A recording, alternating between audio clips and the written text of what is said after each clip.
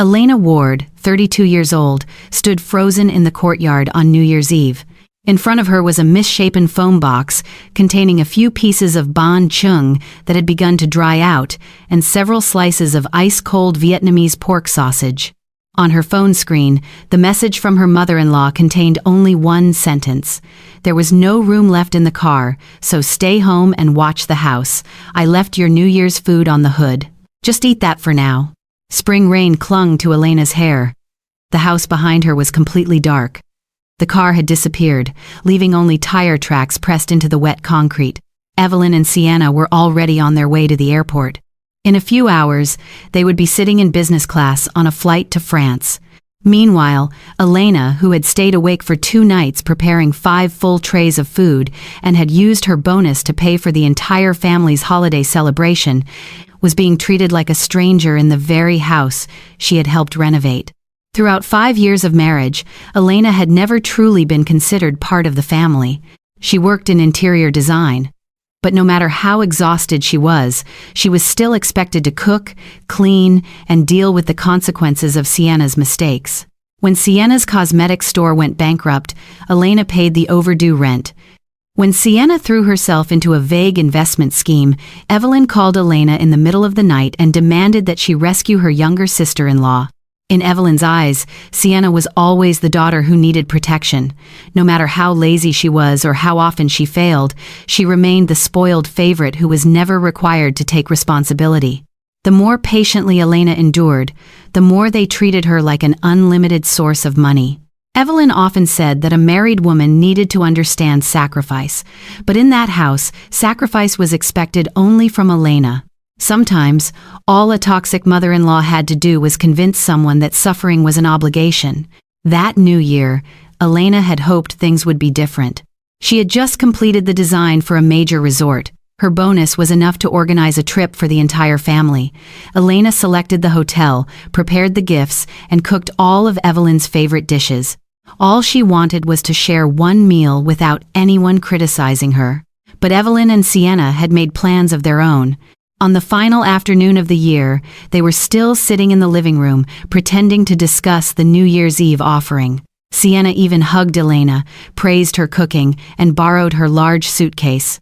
Elena had no idea that the tickets to France had been purchased with the very money she had transferred to her mother-in-law. While Elena was taking a shower, they carried all the best food out to the car.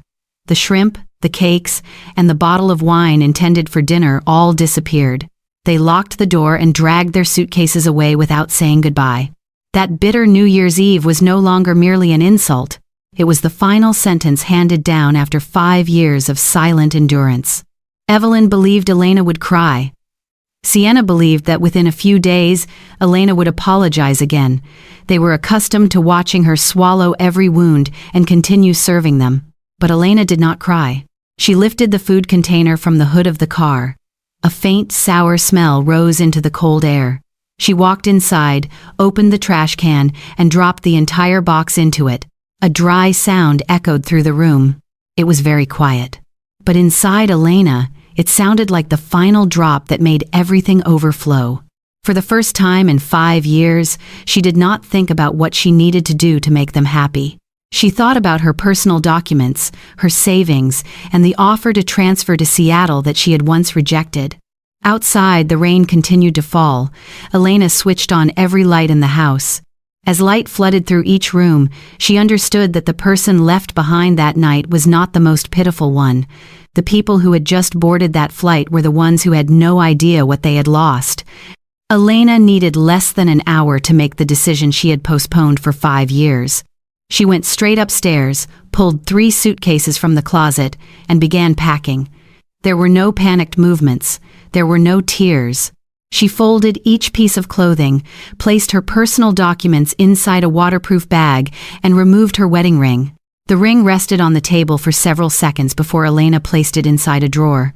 She left no letter. The people who had abandoned her alone on New Year's Eve did not deserve another explanation.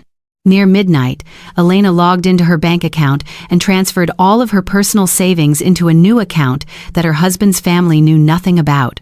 She reviewed her employment contract, opened the email offering her a transfer to Seattle, and replied with exactly 2 words: "I accept."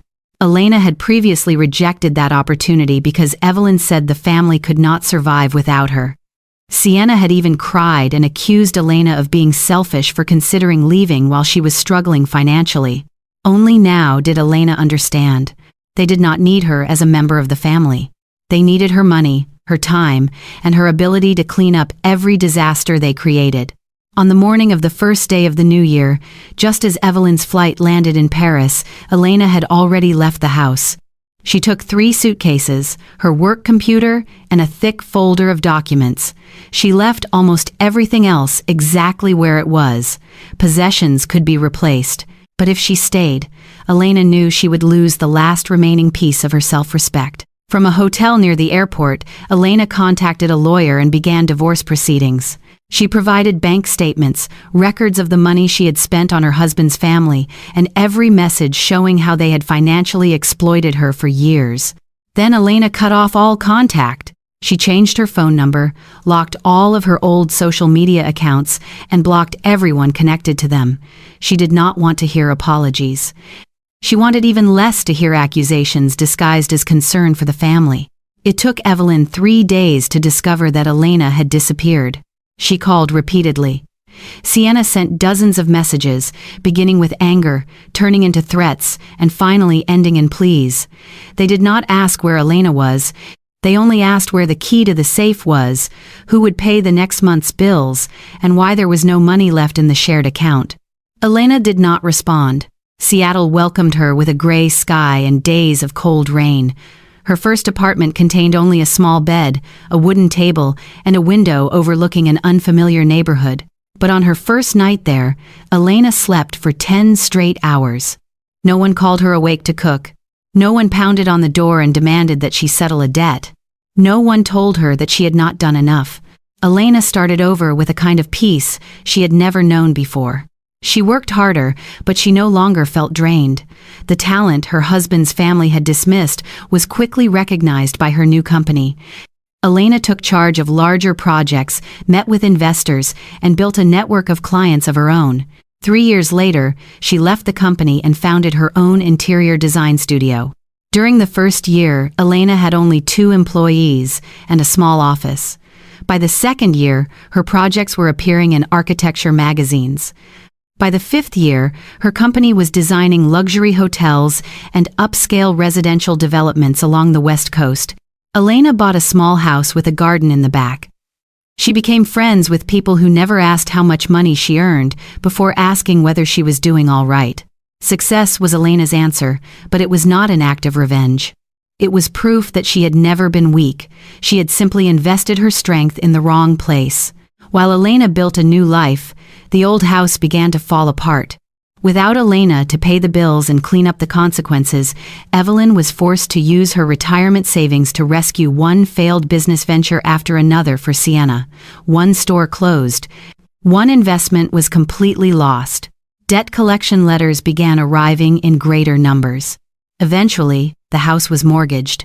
Evelyn continued telling herself that Elena would return. She believed obedient women always came back after their anger faded. But she did not know that Elena was no longer running away. She had truly left that toxic family behind. And for the first time in her life, Elena was living as a completely free woman. 5 years after Elena left that house, Evelyn saw her at a luxury real estate exhibition in downtown Seattle. Within seconds, the woman who had once treated her daughter-in-law like a servant could no longer recognize her own place in the world. Elena stood beneath the crystal lighting in the main hall, wearing a perfectly tailored cream-colored suit. A badge identifying her as an honored guest was pinned to her collar. Around her, investors and architects kept approaching to shake her hand and ask for her opinion about a new lakeside resort that was about to be built. She was no longer the woman who lowered her head and cleared dirty plates after every family meal. She was the lead design director of the largest project being presented at the exhibition that day. On the other side of the room, Sienna was bending down to collect empty glasses from a banquet table. After a series of failed ventures, she had been forced to take hourly work with an event catering company. Her loose black uniform made her once arrogant face look even more exhausted.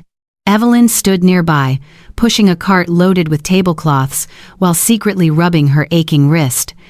They had arrived in Seattle 3 months earlier to look for work because the old house was about to be seized by the bank. Neither of them had expected to see Elena there. Sienna recognized her first. The tray in her hands tilted to one side. 2 glasses fell onto the carpet with a sharp, dry sound. The moment her manager turned away, Sienna abandoned everything and rushed through the crowd. Elena. The sound of her name made several people nearby turn their heads. Elena looked over as well. For a moment, the old images returned with perfect clarity. The freezing foam box, the rain on New Year's Eve, the message telling her to stay behind and watch the house. But the pain that had once crushed her chest was now nothing more than a distant memory. Sienna ran toward her and wrapped her arms around Elena as though they were 2 sisters who had been separated for years. "You are alive. Do you have any idea how long we have been searching for you?" Elena did not return the embrace. She gently stepped back. Evelyn hurried over as well. She took Elena's hand, and her eyes immediately turned red. Her trembling voice carried a kind of regret that had been prepared far too quickly. "I am sorry. I have thought about that New Year's Eve for 5 years. I should never have left you alone. I was wrong." The people standing nearby began watching them with curiosity. Evelyn cried even louder, as though tears could transform her into a grieving mother in front of the crowd. Elena looked at her for a long time. Evelyn mistook the silence for a sign that Elena was softening. But Elena knew this mask well. 5 years earlier, Evelyn had cried when she needed money to pay Sienna's debts. She had hugged Elena when she wanted her to give up the transfer opportunity. Every tear had appeared at the exact moment Evelyn needed something. And just as Elena expected, the regret lasted less than 3 minutes. Evelyn's eyes quickly dropped to the watch on Elena's wrist. Then she glanced toward the large sign behind the stage, where the name of Elena's company occupied the most prominent position. "I heard your company is very successful." Her voice softened. Sienna immediately interrupted. She said the bank was preparing to seize the house. She said the credit card debt had been overdue for months. She said the creditor's attorney was threatening to sue them. Then Sienna grabbed Elena's arm. "You cannot let Mom lose the house. We are still family after all." The word family was spoken so gently that it almost sounded innocent. Elena looked at the woman who had once abandoned her with leftover food, then at the sister-in-law who had lived off her money for years. Karma did not always arrive with thunder. Sometimes it appeared in a service uniform, in the middle of a room filled with people they once would have looked down upon. Evelyn began saying that Elena needed to fulfill her responsibilities. She suggested that Elena pay off all their debts, buy back the house, and help Sienna open a new company.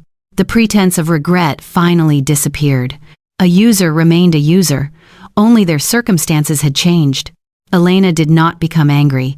She smiled calmly and pulled a business card from her jacket pocket. "Come to my office tomorrow morning." Evelyn and Sienna looked at each other, their eyes immediately lighting up. They thought Elena had surrendered.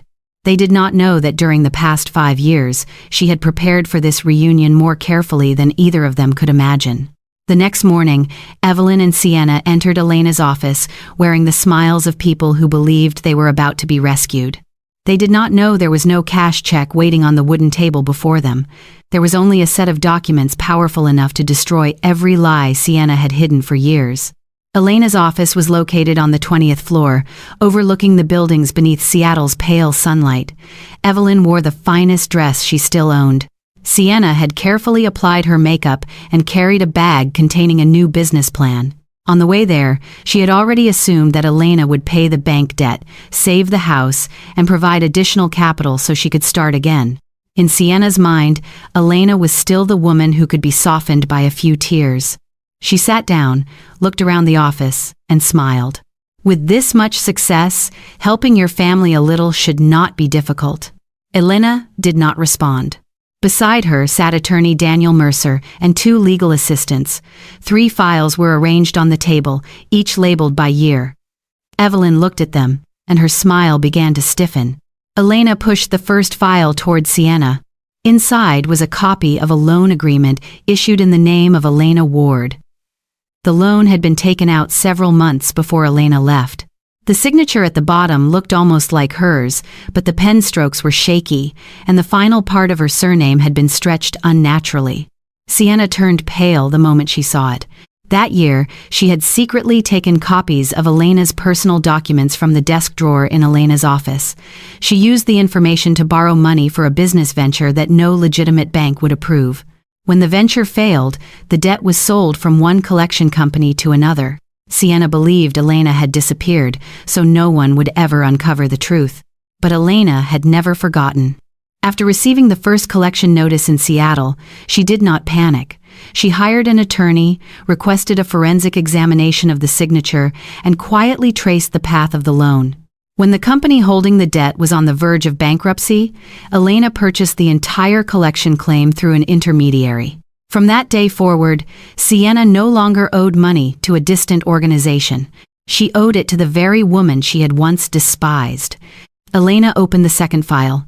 Inside were the handwriting analysis, transaction records, security camera footage from the lending office, and emails Sienna had sent from a fake account. The final file contained evidence of fraudulent invoices, undeclared income, and altered business documents. Evelyn turned toward her daughter. She asked Sienna what she had done. Sienna could not answer. She stared at the documents, her lips trembling. Her confidence disappeared. The mask of helplessness she had worn the day before was gone as well. Elena slowly explained that she could turn the entire file over to investigators. If the forged signature, illegal use of her identity, and financial fraud were confirmed, Sienna would face a lengthy criminal investigation and a severe sentence. Evelyn immediately burst into tears. She rushed toward Elena, saying that Sienna had only made a mistake because she was young. She begged Elena to remember that they were family. Elena looked at her. 5 years earlier, when Elena had stood alone in the rain, neither of them had thought about family. Now Evelyn remembered that word only because her daughter was the one who would have to pay the price. Elena placed a written agreement on the table. Sienna had two choices. She could sign a statement accepting responsibility, waive all financial claims involving Elena, agree to a repayment plan, and promise never again to approach, harass, or use Elena's name. Or Elena would hand all the evidence over to the authorities. The room became completely silent. Sienna cried, begged, and blamed her circumstances, but Elena was no longer a woman who could be controlled by tears. In the end, Sienna picked up the pen. Her hand shook violently as she signed each page. Evelyn collapsed into the chair. In that moment, she understood that she had not only lost money, the house, or the daughter-in-law who had once carried every burden for them. She had lost the power to control Elena forever. When the mother and daughter left the office, no one followed them. The door closed softly, but it was the most final sound Elena had ever heard. She walked toward the glass window and looked out over the city stretching beneath her. The box of leftover food on New Year's Eve had once made her believe she had no value, but now Elena understood that it had not been the end. It had been the door to complete freedom. The life lesson she learned was not found in revenge. It was found in the moment a person stopped begging to be respected and began protecting herself. Elena had paid with 5 years of her youth to understand that truth. But from that day forward, no one would ever be able to take anything else from her. Looking back, Elena realized that the cold box of leftovers was never the end of her story. It was the moment she finally chose herself. Sometimes, walking away is not cruelty. It is survival. What would you have done in Elena's place? Would you have forgiven Evelyn and Sienna, or cut them off forever? Share your thoughts in the comments below. Your perspective might help someone facing the same kind of toxic family situation. If this story moved you, please like the video, subscribe to the channel, and turn on notifications so you never miss our next emotional family drama story. Thank you for watching.